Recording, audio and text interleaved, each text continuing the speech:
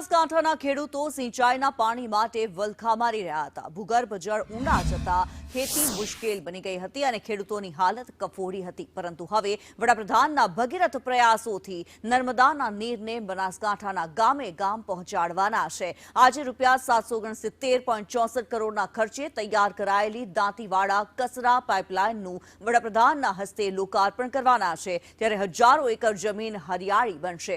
વર્ષોની તરસ छिपाता ખેડૂતોમાં અનેરો હર્ષોલ્લાસ જોવા મળી રહ્યો છે।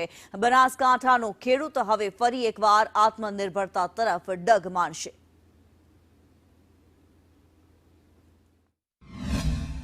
વડાપ્રધાન નરેન્દ્રભાઈ મોદી સાહેબ જે લોકાર્પણ કરવા જઈ રહ્યા છે તે માટે અમે વડાપ્રધાન શ્રીનો ખૂબ ખૂબ દિલથી આભાર માનીએ છીએ અને એમને ખૂબ મોતીએથી પણ રૂડા એમને વધારવા માટે અમે ખેડૂતો તૈયાર છીએ।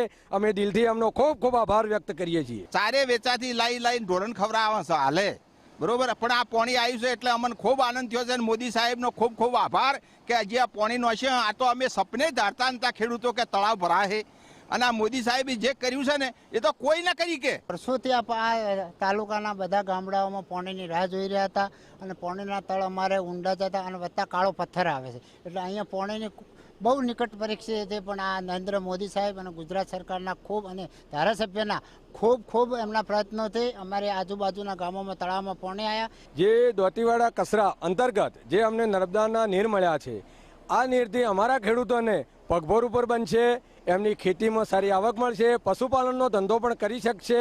આનાથી અમારો ખેડૂત પગભર બનશે અને સજાગ બનશે અને આવકમાં વધારો થશે। ખેડૂત સમૃદ્ધ બનશે। ખેડૂત સમૃદ્ધ હશે તો આપણો દેશ પણ સમૃદ્ધ હશે। માટે આ પાણીથી અમને ખૂબ ખૂબ ફાયદો થયો છે। ભારતના